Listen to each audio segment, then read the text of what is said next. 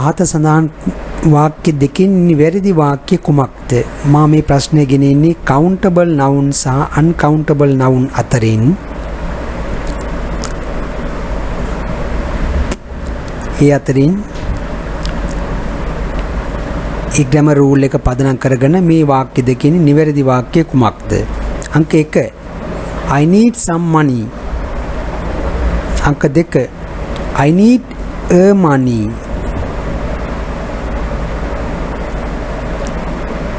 මෙතන නිවැරදි වාක්‍ය කුමක්ද? මේ some වලින් පසුව uncountable nouns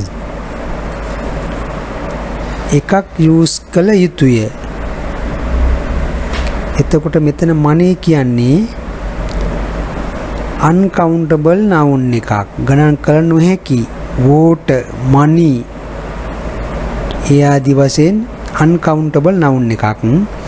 ඒ නිසා මෙතන නිවැරදි වාක්‍ය වන්නේ I need some money. money කියන්න බෑ.